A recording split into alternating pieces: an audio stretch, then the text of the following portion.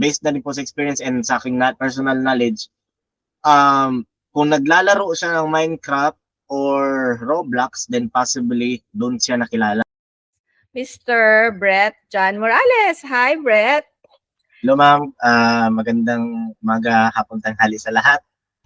Mr. Morales here is an open source intelligence analyst in digital investigator, in other words. So, hindi siya katulad ng mga investigador ng mga police na who goes out and interview people. He does that sa digital space. We have digital footprints. Yun yung sinusundan mo, tama ba? Yes po ma'am, everyone has a digital footprint kahit magdami ka or gano'n.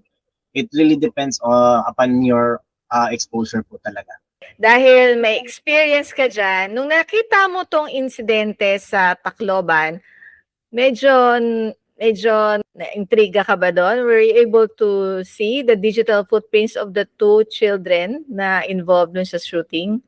Okay, so about po dyan, meron po ako mga monitoring dito kung yung pinaka-latest na mga news or gano'n. Kahit hindi sa mga newscast, lumalabas po yan sa monitoring ko. And then maybe after 30 minutes, meron nag-upload ng video kung saan possible suspect daw, naka-block na kita yung logo na KMFDM. So, okay. Yung nasa t-shirt na bata? Yung logo po, yung logo. Yung naka-block. So,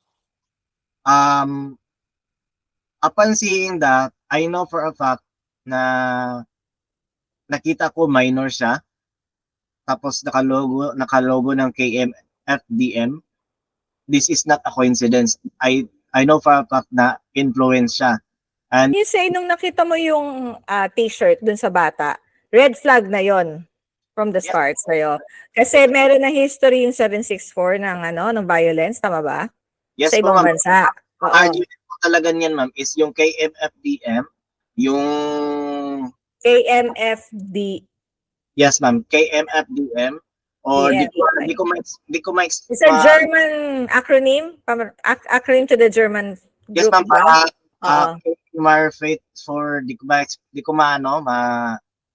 Masabi, okay. pero English is no pity for the majority. At saka yung grupo na yan is for the leftists po, or more likely parang symbol of satanism yung banda nila. At saka hindi po siya sikat. However, yung mga kanta nila, yung meaning ng song nila, and yung yung ideology ng 764, halos mag-overlap na po.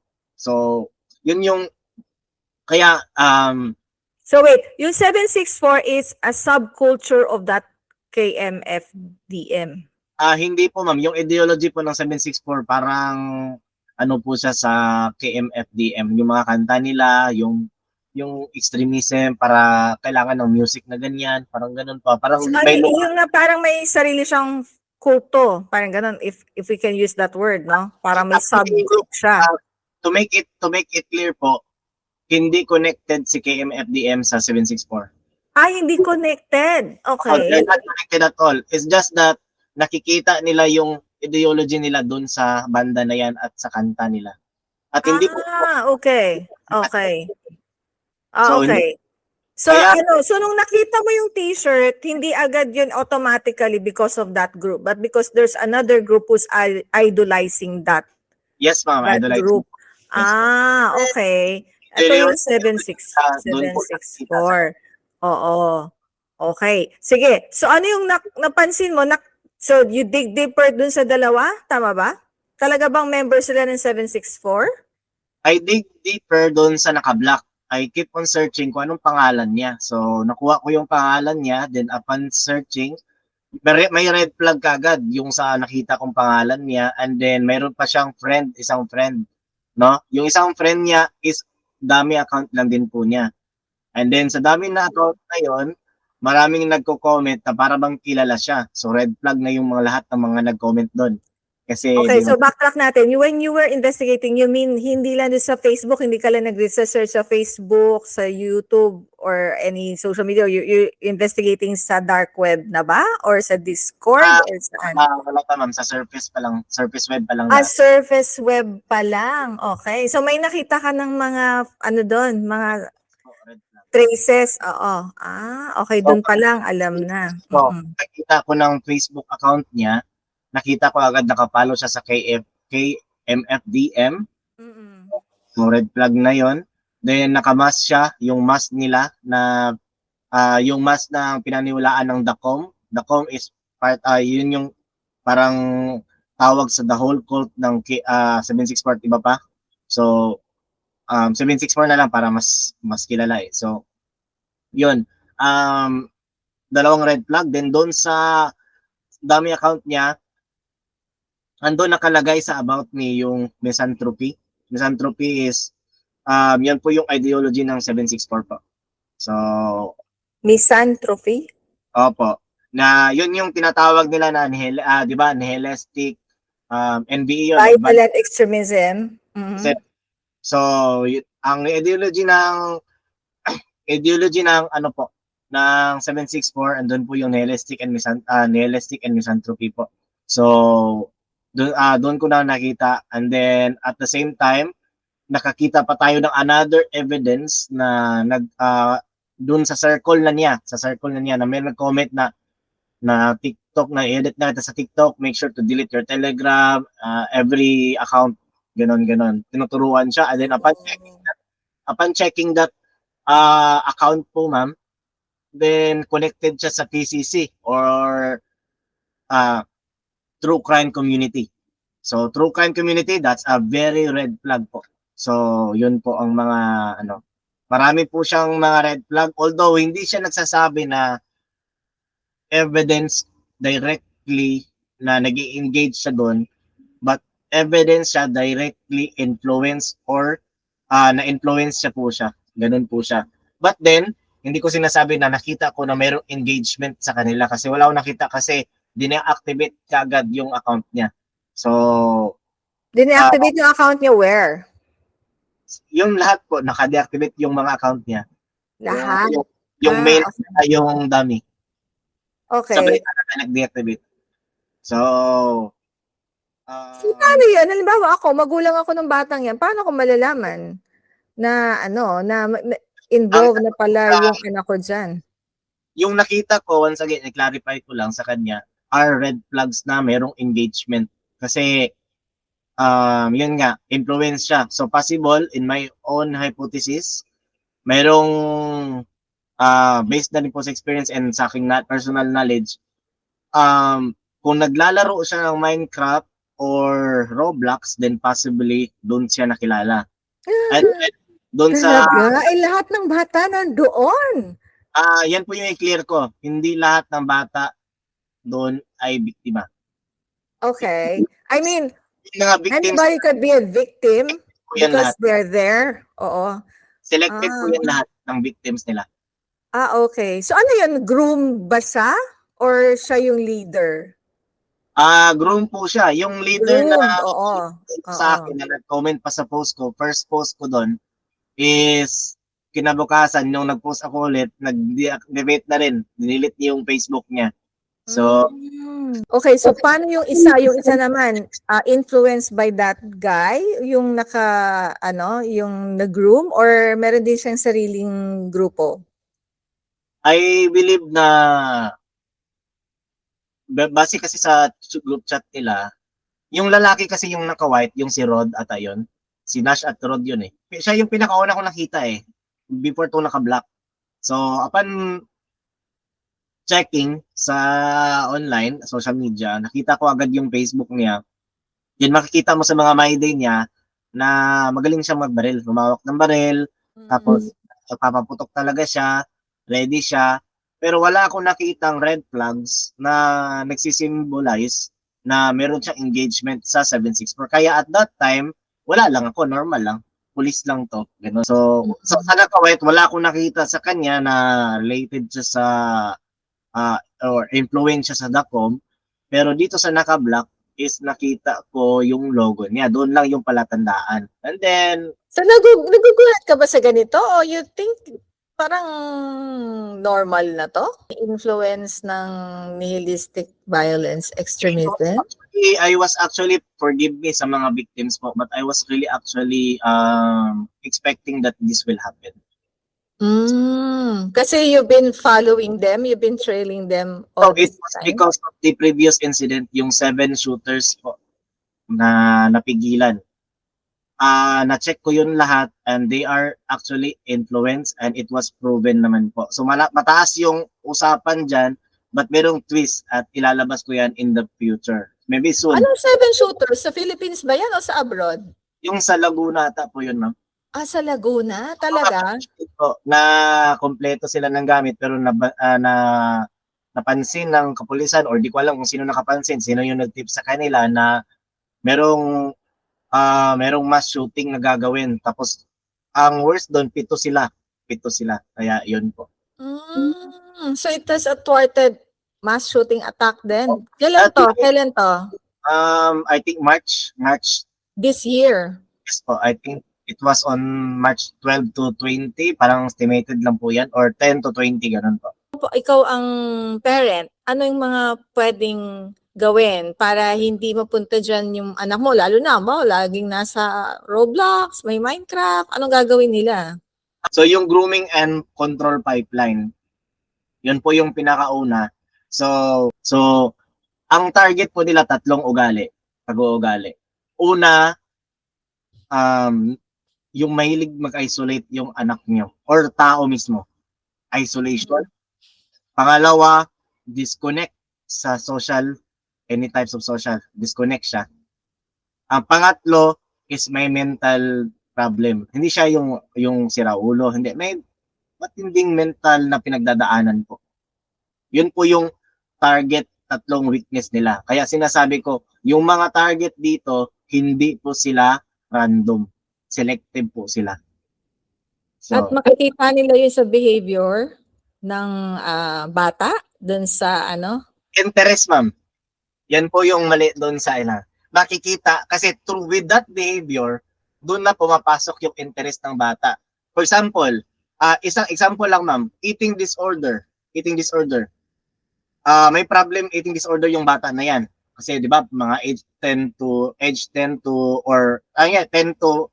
15 or 17 is medyo conscious pa sa sarili nila. Lalong-lalo na pag nabully, pinagsasabihan ng mga di maganda.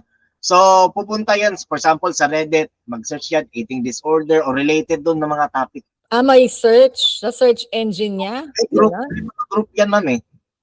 Tapos, pag depressed ka, pupunta ka doon sa depressed. Pag single ka, pag ganun. Pupunta ka doon sa group, oo. May mga group po yan. May mga group yan sa Facebook at sa Facebook, sa Instagram. May mga group yan eh. So, yun yung target nila. Based sa interest. Okay.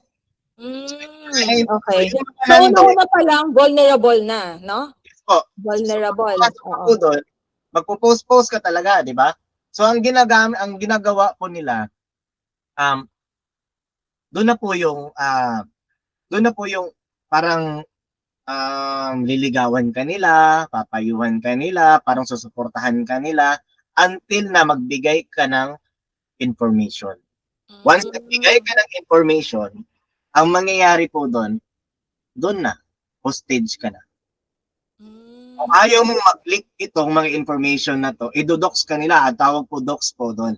So may mga enough na information na silang nakuha sa iyo. Ang mangyayari po, idodox ka nila, hanapan nila ng butas yung mga yung about mo, yung mga pinagsasabi mo, kasi parang yun po, nag-groom ka nga talaga to the point na parang hindi mo na alam yung sinasabi mo, ba't mo to sinasabi, dahil lang sinasabi mo yan kasi ayaw mo sa mga kaklase mo, ayaw mo sa mga tao, di mo alam na sila pala yung nag-lead sa'yo para mag-isip ng ganyan. So, may mga nasabi kang hindi maganda, sinasabi mo yung hindi maganda sa parents ng mga nangyayari sa'yo, kinukunan mo silang ng picture, video, and then pinapasa mo dun sa friend mo online na you never met.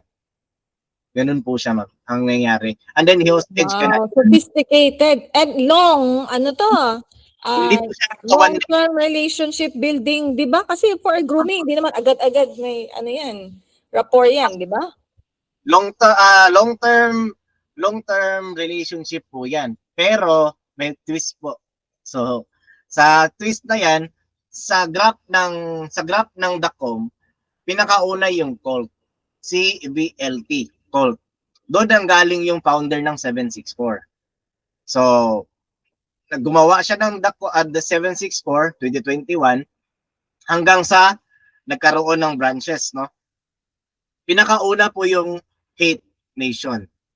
And then Hate or Hate Nation, Hate Nation or Hate or Harm, and then League Society and Order of the Nine Angels. Ganun po siya, no? So mayroon po mga ganun. Or more likely na una yung Order of the Nine Angels po talaga na satanism po yun. So dito po, another trick na hindi nalalaman ng yung hindi pa nalalaman na nationally siguro dito sa atin. More majority hindi pa nila alam. Another trick na ginagawa nila, kung ayaw nila ng long-term relationship, itong para external part ng 764 with almost the same ideology pero iba lang yung method nila is through this interests and weaknesses or vulnerabilities po. For example, sa games, mag-create yan sila ng games po. Hindi mag-create ng games, mag-create yan sila ng account sa game. For example, Roblox na lang po. So, example lang Roblox. So, ang nangyayari, masyak na lang yung mga bata, bakit ang ganda, bakit ang galing niya, bakit parang may cheat or hack. Meron pong mga batang magchat-chat sa kanya. How did you do it? Or, hi, ganon. Hi, meron po talagang ganon. So, sa public server to, ganon. Opo, para meron po talagang mga mag-interest dyan. Or mag-upload sila sa YouTube, sa TikTok at iba pa. Meron magkaka-interest dyan ng mga players. And then, doon na nila pinapa-lead sa website na hindi naman, kahit nga sa inyo, let's be honest, kahit na kayo hindi nyo malalaman kung hacking website ba yan or hindi, di ba? Bata pa kaya. So, doon na, nililid nila sa website na yon or may so when from very public like gaming site, Roblox, so ganyan, or it could be TikTok, YouTube, pwedeng ganon? Nandun, pwede silang makakapag-engage sila doon, tama ba? Yes, ma'am. As long as they know that you are vulnerable in this matter, then they will take advantage of you. So sasabihin nila na... And then ipa-private message nila yung mga bata?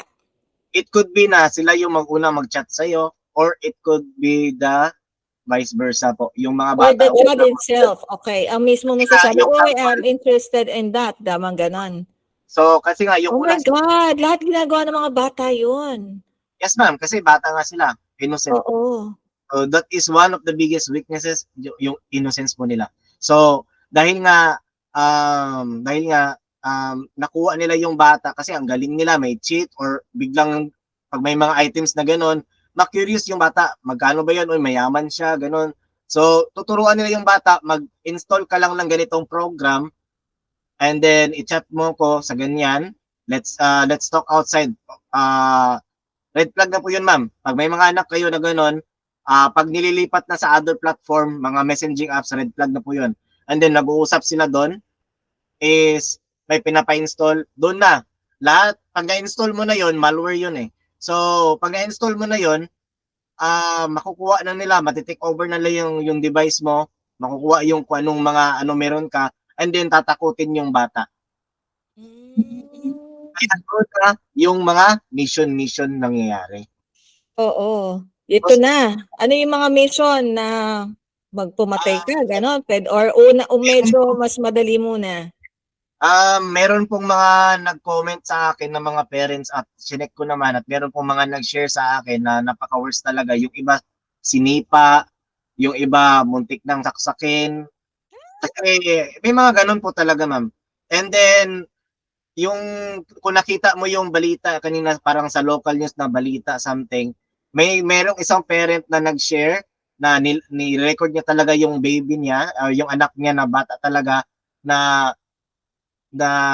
binigyan daw siya ng mission, kaya ang username James daw, di niya kilala, inutusan talaga yung bata, ma'am, na ganun. So, yun po yung mga instances na mangyayari po. So, yung target ko po, ang ginawa ko for the past week is trace up ko lahat ng mga threat actors na dito sa Pilipinas. Although, alam kong nasa 1% pa lang ako pero napakarami na. And then, na-trace ko yung mga accounts nila and then they are engaging to yung post ko na mga minors. They did engage it po. yung mga minors, nag-comment sila sa YouTube nila. Doon na nag-i-start na. Sa Magkakaroon na. YouTube. Paano magko-comment sa YouTube, no? My Oo, God. nag-comment sila doon. Yun yung mga tao, yun mga start ng conversation. Pag nag-reply yung pag napansin niya, doon na mag-i-start yung conversation. So, So, kung bawa may ganun ka ng anak, no? Meron ng red flags. Ano naman ang gagawin? yun na po yung sa tutorial na po ma'am na Paano ma-desensitize? Di ba, yung nag-groom na yan. Di ba, meron ng may mind, control na. Di ba, na mind control na yung anak mo. Anong gagawin mo? Would you know? Oo. Yes po ma'am, marami pong gagawin pero yung pinaka-complete ko talaga is andun sa tutorial ko, no? May Pero tutorial ka. yun nga, andun sa in-upload ko pero hindi ko lang alam kung na-upload ko lahat. I think yung in-upload ko yung pinaka-importante lang pero baka i-add ko na lang yung sabi mo ngayon kasi di ko pa natatapos yung tutorial. Pero ang pinakauna talaga is yung katulad ng in-upload ng yung parent kanina na wag mong pagalitan, wag mong sigawan, intindihin mo mga bata sila, na-influence sila, at kung mayroon kang dapat na magalit ka sa sarili mo kasi naging pabaya ka po. Ganun po siya. Meron pong mga dapat gagawin. I-assess mo po muna kung ano po ba ito, bago lang, critical na ba, medyo na po ba siya, low, medium high, or critical na siya. So, meron pong mga pag critical na, kailangan na ng assessment sa doktor, kailangan na mag-intervene ng mga government na mga professionals when it comes to psychology, ganun na po siya. Kasi, pag critical na po, doon na po yung shooting na mangyayari. Oo, ano na nga yung signs ng critical na? Yun na po yung ma'am, example, real life example. Hindi ko lang siya i-mention, nag-chat siya sa akin. Ayaw nang lumabas, nag-cut na sa mga yung daily routine niya, hindi na yon. Nag-cut na po siya. Nag-cut na siya, nag-disconnect na siya mismo. Kanina sabi ko, nag-disconnected sa social. Ngayon, nag-disconnect na siya sa family, social. Focus na lang siya sa laptop para bang ayaw niyang matanggal yung siya, kasi meron siyang kinakatakutan. Ayaw niyang malaman ito kasi takot siya. Influence siya eh. Hindi, ayaw niyang mapahiya, ganun. So, yun na po, palagi lang nagsosolo sa for example, sa room. Yun po, marami pong mga ma'am. Marami po siyang based on my research, marami po siya ma'am sa critical side.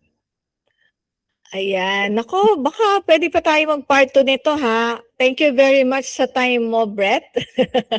I know medyo busy ka at I promise 30 minutes lang tayo. Pero any last words, Brett, for our viewers and also our listeners? Siguro sa lahat ng mga parents na victims po, kung na-check niyo po yung list ko, meron po tayong risk radar weekly check. Meron kayong i-check emotional, physical, digital, and language content. Kapag na-check niyo yan lahat, critical po yan. Or kapag na-check niyo yung tagdadalawa, tagtatatlo per category, critical na po yan. Kailangan na ng government intervention, magpatulong po tayo sa mga psychiatrists at iba pa. So, meron po akong mga ginawa dito. Check niyo lang po yan. And then, share din namin yan sa Business Mirror, pwede ba? Opo. Sige.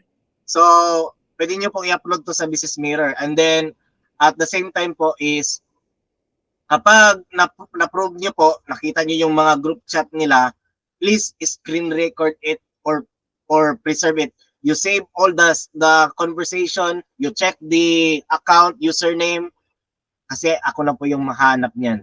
Kung hindi po i-report nyo sa CICC, sa DICT, or sa ACG, at iba pang mga cybersecurity na mga government natin. Kung medyo matagalan kayo sa kanila, dahil bata yan, I will do it for free for you. Send nyo po sa akin. Ako po yung ilalagay ko yan dito sa database ko para naman in the future, isahan po yung ako po yung maghahanap sa kanila. Ganun po siya. Basta related lang sa child. So, yun. Wow, thank you very much, Brett, John Morales, for your time. And it's been a pleasure to speak with you and to get a lot of insights from you. Salamat po.